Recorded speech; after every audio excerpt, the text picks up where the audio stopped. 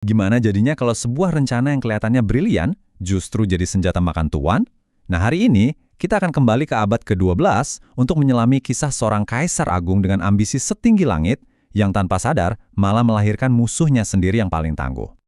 Oke, cerita kita kali ini nggak dimulai dari sebuah kelahiran, tapi justru dari sebuah kematian. Tepatnya di tahun 1157 saat Ahmed Sanjar, Sultan Agung Seljuk yang terakhir meninggal dunia. Kematiannya ini bisa dibilang seperti batu pertama yang memicu longsoran dahsyat, yang akan mengubah total peta kekuatan di perbatasan timur Eropa selamanya.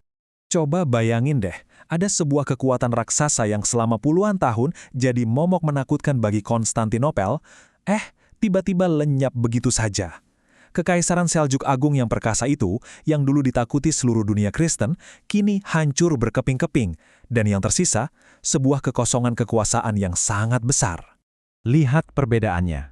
Dari yang tadinya satu kekuatan besar yang solid dan menakutkan, sekarang pecah jadi kepingan-kepingan kecil yang sibuk ribut satu sama lain. Nah, di tengah kekacauan ini, ada satu orang yang matanya justru berbinar melihat peluang emas. Dialah Kaisar Bizantium, Manuel I. Wah, ini dia momen yang sudah lama ia nantikan. Soalnya, Manuel ini bukan kaisar sembarangan loh. Ambisinya itu setinggi langit. Dia bermimpi mengembalikan kekaisaran Romawi Timur ke puncak kejayaannya seperti zaman Justinianus dulu. Sebuah kekaisaran raksasa yang membentang dari Spanyol sampai Timur Tengah. Tapi masalahnya, warisan yang dia terima itu, jauh panggang dari api. Kekaisarannya cuma secuil dari masa lalunya, dan dekade pertama pemerintahannya malah diisi rentetan kegagalan di Italia. Tapi, namanya juga sejarah, selalu ada kejutan kan? Justru saat Manuel merasa ancaman dari timur udah beres, bahaya baru muncul dari arah yang nggak disangka-sangka. Musuh paling berbahayanya ternyata bukan seorang sultan, tapi seorang kesatria Perancis yang nekat abis, Reynald dari Chatillon, Pangeran Antioquia yang baru. Si Reynald ini paket komplet, tapi dalam artian yang berbahaya. Tampan, karismatik, tapi impulsifnya minta ampun. Nggak bisa baca situasi politik sama sekali.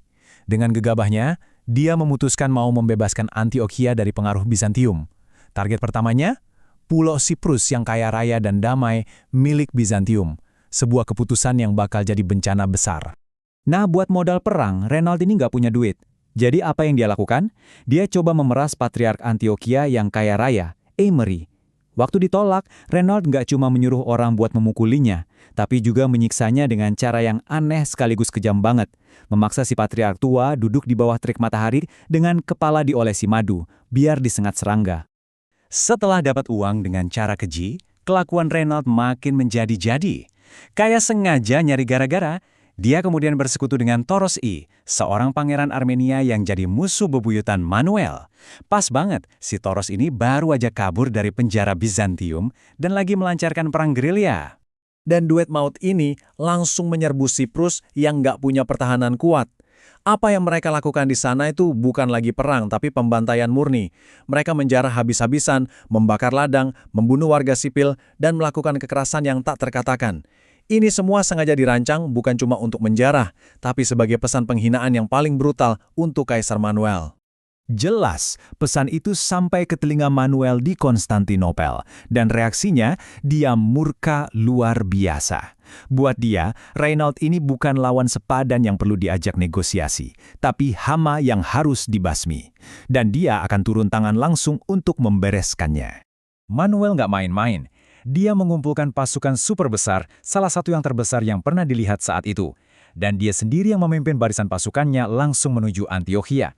Dengan cepat, dia merebut kembali wilayah-wilayah yang dikuasai Toros, memaksa Pangeran Armenia itu lari tunggang langgang ke pegunungan. Kekuatan penuh kekaisaran sedang bergerak, dan tak ada yang bisa menghentikannya. Melihat pasukan raksasa itu datang, Renan langsung ciut. Nyalinya hilang entah kemana. Satu-satunya jalan keluar memohon ampun dengan cara yang paling memalukan.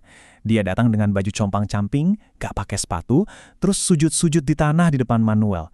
Nangisnya itu, katanya, saking lamanya, semua yang lihat sampai enek. Manuel sengaja membiarkan dia meratap di debu dulu. Biar semua orang lihat, ini pertunjukan kekuasaan. Baru setelah puas, dia kasih ampun. Tapi tentu ada syaratnya. Dan syarat-syarat ini menegaskan satu hal. Antiochia sekarang tunduk sepenuhnya pada Bizantium. Titik. Oke, urusan di timur udah beres. Antiochia udah ditaklukkan. Sekarang Manuel bisa fokus ke target berikutnya, perbatasan utara. Sebuah wilayah yang rumit dan penuh intrik, yaitu Balkan. Nah, situasi di Balkan ini seperti papan catur yang rumit banget. Ada Hungaria, pemain kuat yang independen. Terus ada Kroasia dan Bosnia yang ada di bawah kendali mereka. Serbia juga terpecah-pecah. Tentu, tujuan Manuel adalah menguasai semuanya dengan cara melemahkan Hungaria. Dan kesempatannya datang di tahun 1161, pas Raja Hungaria yang kuat, Geza II, meninggal dunia. Di sini nih kita lihat kejeniusan Manuel sebagai politisi. Dia nggak langsung serbu. Oh nggak, caranya lebih cerdik. Dia adu domba Hungaria dari dalam. Dia dukung pangeran-pangeran lain buat melawan raja baru yang waktu itu masih remaja, Stephen III. Hasilnya, perang saudara bertahun-tahun yang sukses bikin Hungaria lemah. Puncak dari semua kekacauan ini terjadi pada tahun 1167 di pertempuran Semlin. Ada cerita unik di sini.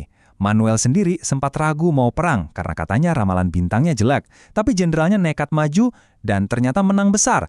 Pasukan Hungaria hancur lebur. Kemenangan ini benar-benar telak. Lewat perjanjian damai, Manuel berhasil memaksa Stephen III menyerahkan wilayah Kroasia, Dalmatia, dan Bosnia. Wow, impiannya untuk mengembalikan kejayaan Bizantium kayaknya udah di depan mata. Semuanya berjalan sesuai rencana. Atau, setidaknya kelihatannya begitu. Dan disinilah, tepat di puncak kejayaannya, cerita kita berbelok tajam. Muncul sebuah konsekuensi yang sangat ironis, yang sama sekali nggak pernah diperhitungkan oleh Manuel. Pernah kebayang nggak? Sebuah kemenangan gemilang justru melahirkan masalah yang jauh lebih besar. Inilah yang terjadi. Kemenangan Manuel atas Hungaria memang bikin Hungaria lemah, tapi itu juga menciptakan kekosongan kekuasaan di wilayah itu. Dan siapa yang memanfaatkan kekosongan ini? Bangsa Serbia. Prosesnya itu seperti efek domino yang cepat banget. Hungaria yang kalah dan dendam sama Manuel mulai cari cara buat balas. Caranya, mereka dukung seorang pemimpin Serbia yang ambisius bernama Stefan Nemanja untuk memberontak. Dan benar saja, dengan bantuan Hungaria, Nemanja dengan cepat mengalahkan pasukan Bizantium di sana. Jadi, sadar atau enggak, inilah ironi terbesarnya. Dalam usahanya yang brilian untuk menaklukkan satu musuh, Manuel justru tanpa sengaja menjadi bidan bagi kelahiran musuh baru yang ternyata jauh lebih kuat dan tahan lama.